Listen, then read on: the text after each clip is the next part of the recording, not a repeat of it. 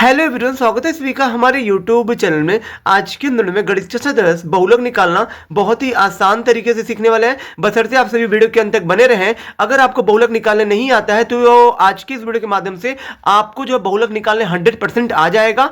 और यहाँ पे हमने बहुलक के एक ऐसे प्रश्न को लिया है जो यूपी बोर्ड एग्जाम 2023 और 2020 में कुल 6 अंकों में पूछा भी गया था, ठीक है। और जो है इस बार के भी बोर्ड एग्जाम में इस प्रश्न के 100% आने के चांसेस भी हैं, क्योंकि बोर्ड एग्जाम में बहुलक के इसी तरह के प्रश्न उठाए जाते हैं। तो जैसे कि हमारा क्वेश्चन दिया गया है, निम्नलिखित आंकड़ों से बहुलक ज्ञात कीजिए। यहां देखिए, कभी भी आपको बहुलक अगर आपको इस तरह का आंकड़ा दिया हो, यानी कि इसको हम लोग कहते हैं वर्गीकृत आंकड़ा, जैसे टेबल बना के देगा तो इस तरह के प्रश्नों को हम लोग वर्गीकृत आंकड़ा कहते हैं। और जो वर्गीकृत आंकड़ों का बहुलक निकालना बहुत ही आसान होता है।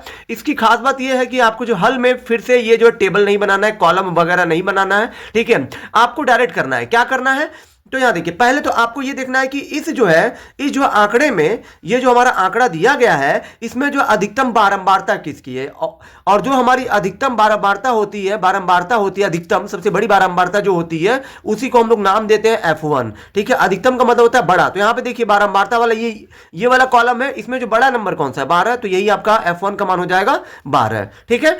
अब ये सबसे पहले हम लोग जो है अधिकतम बारंबारता यानी कि दोस्तों F1 को लिखते हैं। अब जो इसी की सहायता से सभी को हम लोग जो है यहां पे लिखते जाएंगे जो जो चीजें हमें चाहिए। अब देखिए, जो आपने F1 लिया है, इसके साथ में जो वर्ग अंतराल होता है, ये वर्ग अंतराल, ये 60 से 80, यही आपका वर्ग अंतराल लिया जाएगा, 60 से 80, ठीक है।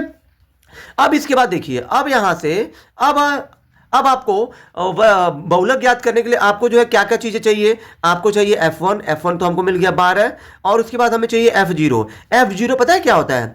देखिए, F1 के पहले वाला जो संख्या होता है वही हमारा F0 होता है। और जो F2 चाहिए हमें, F2 का मतलब क्या, F1 के बाद, तो ये आपका F1 है, ये आपका F0 है, तो F1 के पहले F0, F1 के बाद F2 हो जाएगा, ये आपका हो जाएगा 6, ठीक है। अब उसके बाद हमें चाहिए L का मतलब होता है लोअर लिमिट, यानी कि निम्न सीमा। तो फिर यहां देखिए, L हम लोग किसको लेते हैं, तो वर्ग अंतराल में जो निम्न संख्या होती है, यानी कि जो निचली संख्या है वो 60 है, यही हमारा 60 हो जाएगा L का मान। उसके बाद हमें लेना है H का मतलब होता है हाइट। इन दोनों वर्ग अंतरालों के बीच में कितने का अंतर है, हाइट, कितने की हाइट है दोनों में, 20 को, तो यही आपका H का मान हो जाएगा, ठीक है। अब हमें निकालना है बहुलक ज्ञात करने के लिए हमें जो जो चीजें चाहिए थी वो सारी चीजें हमें यहां पे मिल चुकी हैं, ठीक है। बहुलक का सूत्र होता है L प्लस कोष्टक में F1 माइनस F0 बटे में 2F1 minus F0 minus F2 कोष्टक बंद गुणे H। ये आपका बहुलक का सूत्र होता है वर्गीकृत आंकड़ों के लिए। मतलब इस तरह का आंकड़ा जब दिया जाएगा, इस तरह का टेबल बना के, तो आपको इसी सूत्र का प्रयोग करना होता है। तो यहां देखिए, L का मान कितना है, L का मान आपका 60 है, तो यहां पे आपको 60 लिख देना है। फिर प्लस कोष्टक में F1 का मान कितना है, तो F1 का मान आपका है 12, तो 12 लिखिए, माइनस F0 का मान कितना है, तो F0 का मान यहां पे आपका 10 है, तो 10 लिखिए, बटे में ये 2 है तो 2 लिखना पड़ेगा, 2 और F1 के बीच में यहां पे कुछ नहीं है, तो गुणे का चिन्ह बनाइए। F1 का मान कितना हो जाएगा, तो F1 का मान है 12, तो 12 लिखिए, माइनस F0 का मान कितना है, तो F0 का मान 10 है, तो 10 लिखिए, माइनस F2 है ना, तो F2 का मान कितना दिया 6, तो 6 लिखिए, और यहां पे गुणे H का मान कितना, हाइट कितनी की 20, तो 20 यहां पे आपको लिख देना है। अब देखिए, यहां पे 60 है तो 60 लिखिए, प्लस है तो प्लस। अब यहाँ पे 12 में से 10 जाएगा, कितना आ जाएगा 2, बटे में 12 दूना कितना हो जाएगा 24, और ये माइनस 10 और माइनस 6, टोटल माइनस कितना मिलेगा, टोटल माइनस आपको मिलेगा 16, और गुणे आपका 20 है तो 20 लिखिए।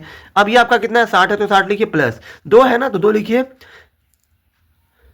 उसके बाद यहां पे 24 में से 16 को घटाइए तो कितना आ जाएगा 8, तो 8 लिख दीजिए यहां पे, और गुणे 20 है तो 20 लिखिए। अब ये 2 चौके कितना हो जाएगा 8, और ये 4 से 20 को काटेंगे 5, यहां पे आपका कितना बचा 60, और प्लस है तो प्लस, 5 है तो 5, 60 और 5 कितना होता है 65। तो यहां पे इस तरीके से यही आपका 65 इस प्रश्न का जो है ना आंसर होगा, यानी कि यही आपका बहुलक होगा। तो बहुलक निकालना बहुत ही आसान है। आई होप कि मैं आप सभी को समझा पाया हूंगा। अगर किसी भी तरह की त्रुटि होगी तो उसके लिए मैं क्षमा चाहता हूं। अगर आप सभी को मेरी ये वीडियो पसंद आई हो तो मेरे चैनल को लाइक, सब्सक्राइब और शेयर जरूर करें, जिससे आने वाली वीडियो की नोटिफिकेशन आपको मिलती रहे।